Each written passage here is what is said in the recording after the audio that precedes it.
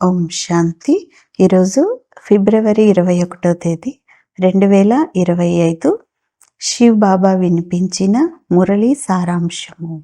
మధురమైన పిల్లలు గౌరవయుక్తంగా ఉత్తీర్ణులు అంటే పాస్ విత్ ఆనర్గా అవ్వాలంటే బుద్ధి యోగము కొద్దిగా కూడా ఎటూ వెళ్ళరాదు.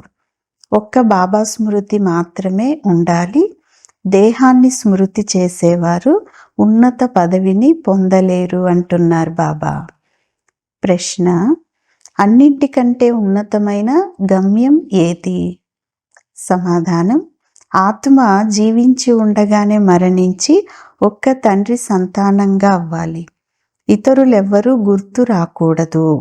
దేహ అభిమానం పూర్తిగా తొలగిపోవాలి. ఇదే అన్నింటికంటే శ్రేష్టమైన గమ్యము.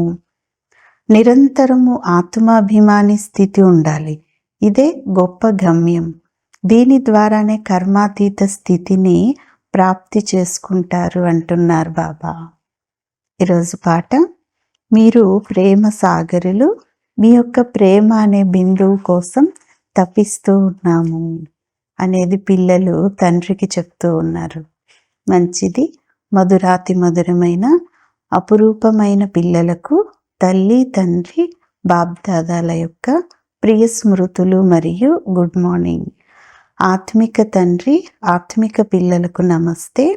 ఆత్మిక పిల్లలు ఆత్మిక తల్లి తండ్రికి ప్రియ స్మృతులు, గుడ్ మార్నింగ్ మరియు నమస్తే నమస్తే. ధారణ కొరకు ముఖ్యమైన సారం. మొదటి పాయింట్: ఏ దేహదారి పైన ఆకర్షణ ప్రేమ అనేది ఉంచుకోరాదు. శరీరాన్ని స్మృతి చేయటం కూడా భూతాలను స్మృతి చేయటం వంటిదే. కావున ఎవరి నామరూపాలలోనూ చిక్కుకోరాదు.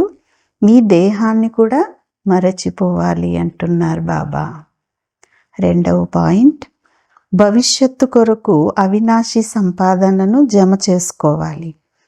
వివేకవంతులుగా జ్ఞానం యొక్క పాయింట్స్ను బుద్ధిలో ధారణ చేయాలి. తండ్రి ఏదైతే అర్థం చేయిస్తున్నారో దానిని అర్థం చేసుకొని ఇతరులకు వినిపించాలి.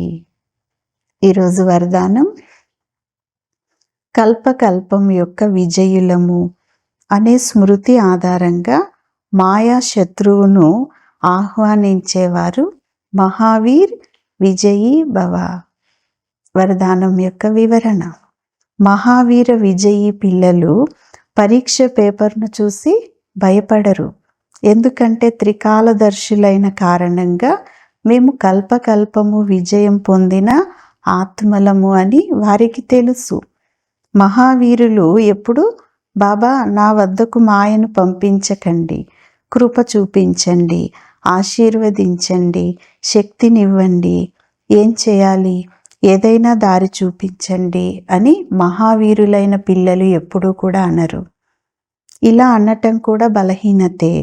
మహావీరులైతే శత్రువును రా, నేను విజయం పొంది విజయీగా అవుతాను అని ఆహ్వానిస్తారు అంటున్నారు బాబా. స్లోగన్: సమయం యొక్క సూచన ఏమంటే సమానంగా అవ్వండి, సంపన్నంగా అవ్వండి అనేది తెలియజేస్తుంది. మంచిది. ఓం శాంతి.